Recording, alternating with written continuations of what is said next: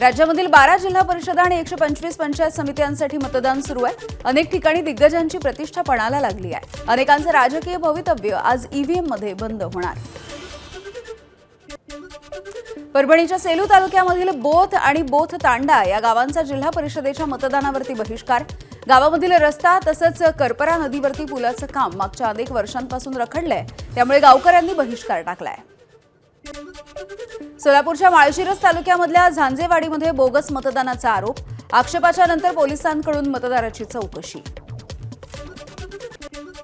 छत्रपती संभाजीनगरच्या लाल बहादूर शास्त्री मतदान केंद्रावरती 2 राजकीय पक्षांच्या कार्यकर्त्यांमध्ये वादावादी झाली आहे। मतदारांना वोटर स्लिप देण्यासाठी टेबल लावण्यावरून हा वाद झालाय। छत्रपती संभाजीनगरच्या बेडकीन मतदान केंद्रावरती पोलीस आणि उमेदवारांच्या प्रतिनिधींमध्ये शाब्दिक चकमक। महिला विनाकारण गर्दी करत असल्यामुळे पोलिसांनी त्यांना बाहेर काढलं। संभाजीनगरच्या नाणेगाव मतदान केंद्रावरती भाजपच्या उमेदवाराला धक्काबुक्की। उमेदवार त्रिंबक पाटील गव्हाणे यांना अब्दुल सत्तार यांच्या कार्यकर्त्यांनी धक्काबुक्की केली आहे। पुण्याच्या खेड तालुक्यामधील आंबेठाण पाईट जिल्हा परिषद गटामध्ये राष्ट्रवादीच्या उमेदवाराच्या पतीवरती जीवघेणा हल्ला करण्यात आला, त्यामुळे या परिसरामध्ये तणावाचं वातावरण आहे। शरद बुट्टे यांनी काही दिवसांपूर्वी भाजपमधून राष्ट्रवादीमध्ये पक्षप्रवेश केला होता। सोलापूरच्या अकलूजमध्ये जिल्हा परिषद उमेदवार अर्जुन सिंह मोहिते पाटील यांनी मुलाला मतदान केंद्रामध्ये नेलंय। उमेदवाराच्या लहान मुलानं ईव्हीएमचं बटणही दाबलंय, त्यामुळे आता वाद निर्माण होण्याची शक्यता आहे। परभणीच्या राणी सावरगावमध्ये मतदानासाठी आलेल्या महंत आणि अधिकाऱ्यांमध्ये वाद झालाय। मतदानासाठी आवश्यक असणारा आयडी प्रूफ नसल्यामुळे त्यांना मतदानापासून रोखण्यात आलं, तर मोबाईलमध्ये आयडी असल्याचं म्हणत महंतांनी अधिकाऱ्यांसोबत वाद घातलाय। धाराशिवच्या भूम तालुक्यामध्ये मतदारांना पैसे वाटण्यावरून गोंधळ उडाला। पाथरुड जिल्हा परिषदेच्या गटामध्ये राष्ट्रवादीच्या उमेदवाराकडून रात्री पैसे वाटप झाल्याचा भाजपच्या उमेदवाराचा आरोप आहे। छत्रपती संभाजीनगरमधल्या गंगापूर तालुक्यामधील नेवरगाव गटामध्ये पैसे वाटपाचा आरोप आहे। भाजपच्या उमेदवारांनी मध्यरात्री पैसे वाटल्याचा राष्ट्रवादीच्या वाल्मिक शिरसाट याचा आरोप आहे। नितेश राणेंनी कणकवलीमध्ये मतदानाचा अधिकार बजावला। यावेळेला बंडखोर उमेदवार चुकून निवडून आले तरी ते निधी कुठून आणणार, मंत्री नितेश राणे यांचं पुन्हा एकदा निधीच्या वाटपावरून वक्तव्य। रायगडमध्ये जिल्हा परिषदेच्या निवडणुकीसाठी जास्त चुरस होईल असं वाटत नाही। ऐन मतदानाच्या दिवशी भरत गोगावले यांची प्रतिक्रिया। एकेकाळी नंबर 1 चा पक्ष असलेला शेतकरी कामगार पक्ष आता खूप मागे पडल्याचं देखील त्यांनी मत व्यक्त केलं। इंदापूरच्या बोरी पंचायत समितीच्या गणामधून कृषी मंत्री दत्तात्रय भरणे यांचा मुलगा श्रीराज भरणे निवडणुकीच्या रिंगणात। सरकारी शाळांची गुणवत्ता सुधारण्यासाठी प्रयत्न करणार अशी श्रीराज भरणे यांनी प्रतिक्रिया दिली आहे। परभणीमधल्या राणी सावरगाव या ठिकाणी मतदानाच्या आधी केंद्रावरती पूजा करण्यात आली। पंचायत समिती गणामधील उमेदवार उर्मिला डोणे यांच्या पतीकडून या केंद्रावरती नारळ फोडून पूजा करण्यात आली आहे। छत्रपती संभाजीनगरमध्ये शिवसेना उमेदवाराकडून ईव्हीएमची पूजा। बजाजनगर इथल्या जिल्हा परिषदेच्या उमेदवार रत्नमाला ढमढेरे यांनी मतदानाच्या केंद्रावरती जाऊन ईव्हीएमला हळद कुंकू वाहून पूजा केली आहे। ईव्हीएमवरती भविष्य आहे आणि श्रद्धेपोटी पूजा केली अशी प्रतिक्रिया या उमेदवारांनी दिली आहे। जिल्हा परिषदेच्या निवडणुकीसाठी उपमुख्यमंत्री सुनेत्रा पवार आणि पार्थ पवार यांनी देखील मतदान केलंय। युगेंद्र पवार, श्रीनिवास पवार यांच्यासह संपूर्ण पवार कुटुंबियांनी मतदानाचा अधिकार बजावलाय।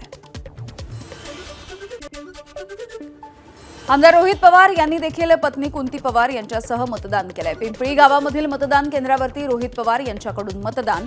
राजेंद्र आणि सुनंदा पवार यांनी देखील मतदानाचा हक्क बजावला। पुणे जिल्ह्यामध्ये अजित पवार यांच्या निधनाच्या नंतर होत असलेल्या निवडणुकीमध्ये काहीसं शोकाकुल वातावरणामध्ये मतदान होत आहे। जुन्नर, आंबेगाव, खेड आणि मावळ तालुक्यामध्ये 26 जिल्हा परिषद गट आणि 52 पंचायत समित्यांच्या गणांसाठी हे मतदान होत आहे। रायगडमध्ये भरत गोगावले यांनी सपत्नीक बजावला मतदानाचा हक्क। भरत गोगावले यांचे पुत्र विकास गोगावले यांनी देखील मतदान केलं आहे। रायगडमध्ये विकास गोगावले यांचं मतदानाच्या आधी कुटुंबियांनी औक्षण केलं।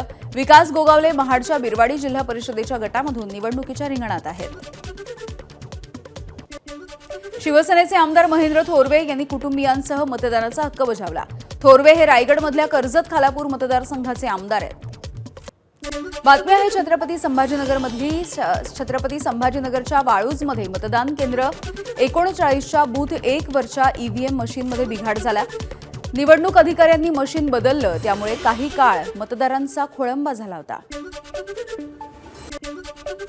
सोलापूरच्या अकलूजमध्ये चुकीचं बटन दाबल्यामुळे ईव्हीएम मशीन काही काळासाठी बंद पडलंय. जवळपास 1.5 तासांच्या नंतर मशीन दुरुस्त करण्यात आलं, मात्र तोपर्यंत मतदारांचा खोळंबा झाला.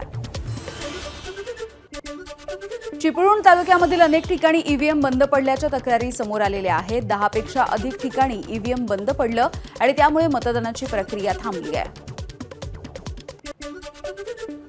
छत्रपती संभाजीनगरमध्ये जिल्हा परिषद आणि पंचायत समितीच्या निवडणुकीसाठी मतदारांमध्ये उत्साह दिसून आलाय. पाचोडमध्ये मतदानासाठी सकाळपासून मतदारांच्या लांबच लांब रांगा. जिल्हा परिषद आणि पंचायत समितीच्या मतदानाच्या दिवशी अनोख्या पद्धतीनं मतदान करण्याचं आवाहन नारायण राणे यांचा AI तंत्रज्ञानाच्या माध्यमातून केलेल्या व्हिडिओच्या द्वारे मतदानाचा हक्क बजावण्याचं आवाहन. शिवसेनेचे आमदार तानाजी सावंत यांनी मतदानाचा हक्क बजावला. परांडा तालुक्यामधल्या मुगाव इथे त्यांनी मतदान केलंय. जिल्ह्यामध्ये शिवसेनेला चांगलं यश मिळेल असा विश्वासही त्यांनी व्यक्त केला.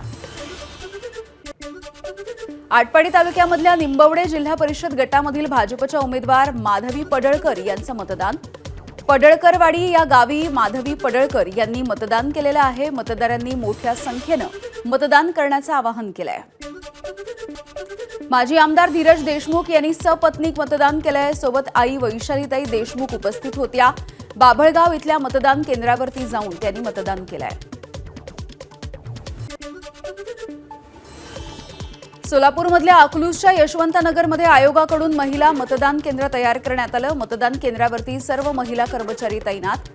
रांगोळ्यांच्या पायघड्या घालून मतदारांचं स्वागत. बारामती तालुक्यामधल्या पिंपळी गावामध्ये निवडणूक आयोगाकडून पिंक मतदान केंद्र. मतदान केंद्राची पूर्ण जबाबदारी महिला कर्मचाऱ्यांवरती. आयोगाकडून प्रत्येक तालुक्यामध्ये एका पिंक मतदान केंद्राची उभारणी. सिंधुदुर्गाच्या कणकवलीमध्ये 88 वर्षीय आजींनी देखील मतदान केलंय. इतरांनी देखील मतदानाचा हक्क बजावावा असं आजींनी आवाहन केलं. एबीपी माझा, उघडा डोळे बघा नीट.